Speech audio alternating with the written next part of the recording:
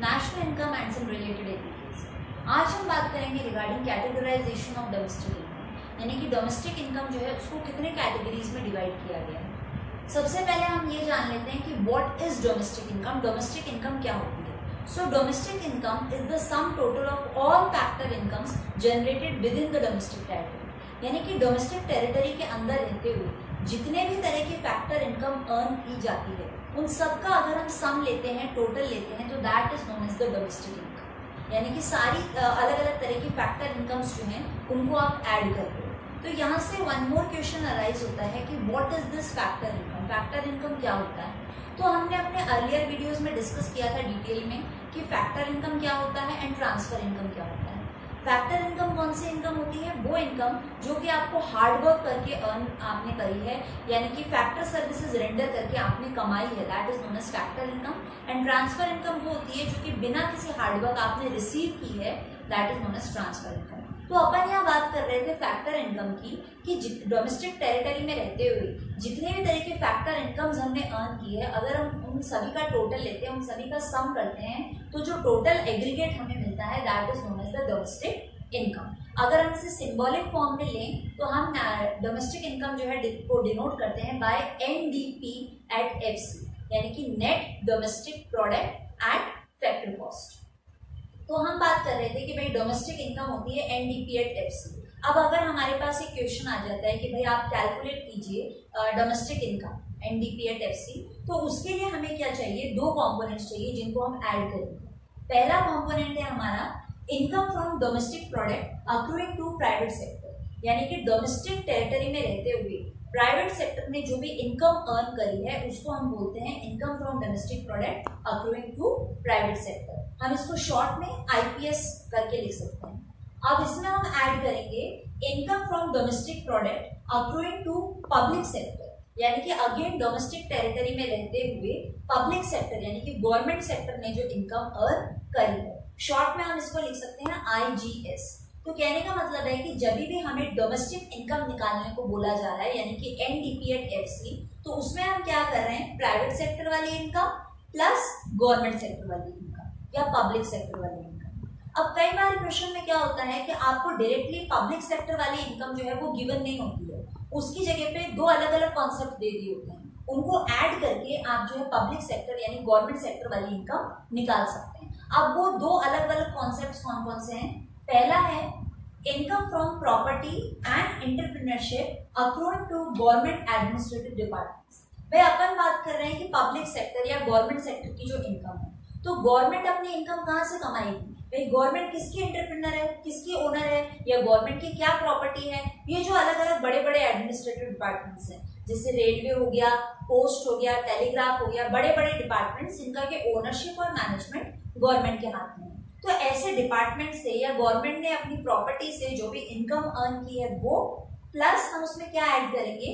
Savings of non departmental enterprises, यानी कि government की जो भी सेविंग्स है या गवर्नमेंट का ऐसी इनकम जो कि अनडिस्ट्रीब्यूटेड प्रॉफिट है, ऐसा मुनाफा जो डिस्ट्रीब्यूट नहीं हुआ है, जो कि बचा के रखा हुआ है, सेव करके रखा हुआ है। तो सिंपल शब्दों में अगर हम लें तो हमें अगर पब्लिक सेक्टर यानी गवर्नमेंट सेक्टर की इनकम निकालनी है, तो हम क्या कर रहे हैं? गवर्नमेंट की जो इनकम है, चाहे प्रॉपर्टी से हो चाहे डिपार्टमेंट से हो, इनकम के अंदर हम गवर्नमेंट की जो सेविंग्स है, जो गवर्नमेंट की बचत है, उसको ऐड कर रहे हैं ताकि हमें पब्लिक सेक्टर गवर्नमेंट सेक्टर की इनकम जो है वो मिल सके। और अगर इन दोनों कॉन्सेप्ट्स को हम ऐड करते हैं और हमें पब्लिक सेक्टर की इनकम मिल जाती है, तो हम उसमें प्राइवेट सेक्टर वाली इनकम ऐड कर देंगे ताकि हमें जो है domestic income NDP at FC हम कैलकुलेट कर सकते हैं। तो ये तो बात हो गई डोमेस्टिक इनकम की कि भाई अगर आपके पास न्यूमेरिकल आता है तो आप डोमेस्टिक इनकम कैसे कैलकुलेट करोगे।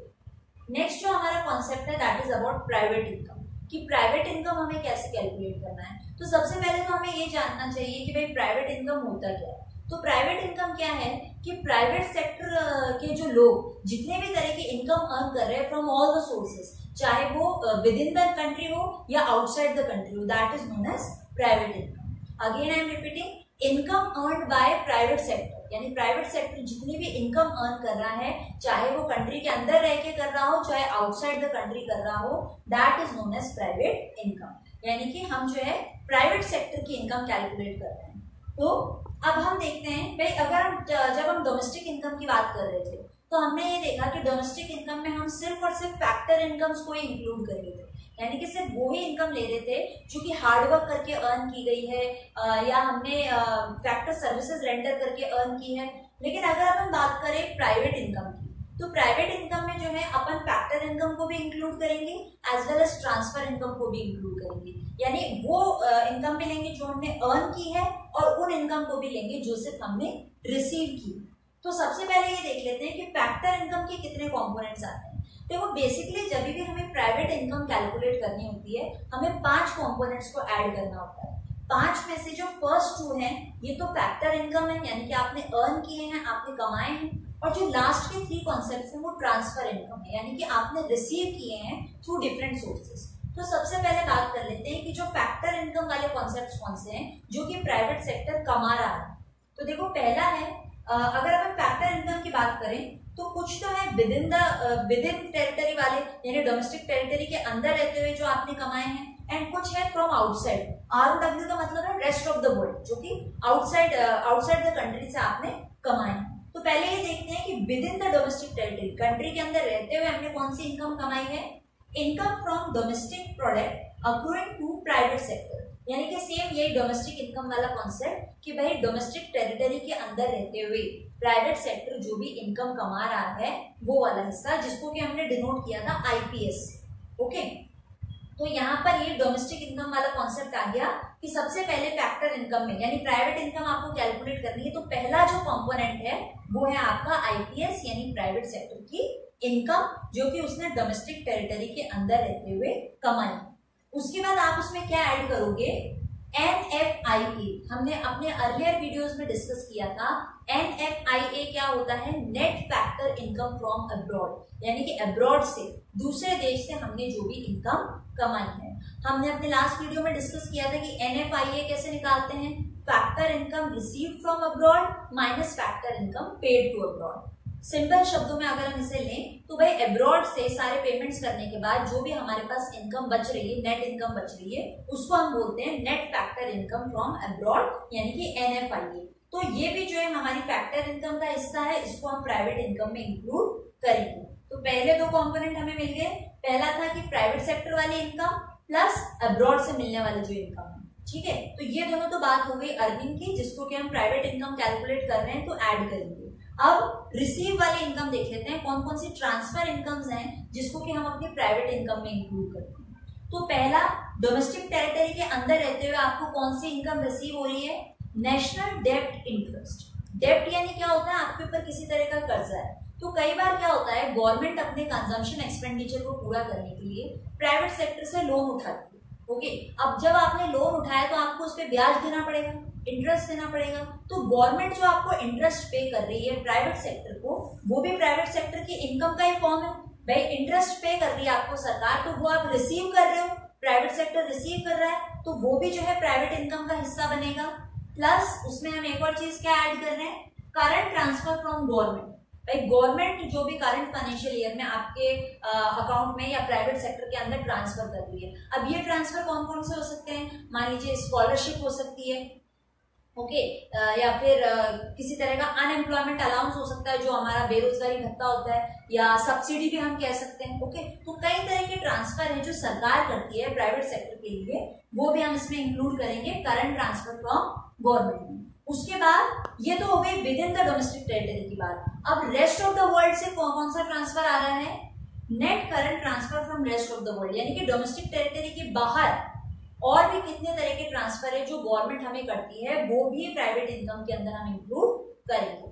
तो वापस से एक बार डिस्कस कर लेते हैं। भाई अपन ने बात की कि प्राइवेट इनकम में, डोमेस्टिक इनकम में हम सिर्फ और सिर्फ फैक्टर इनकम लेते हैं। किस किस की फैक्टर इनकम, प्राइवेट सेक्टर की और पब्लिक सेक्टर की।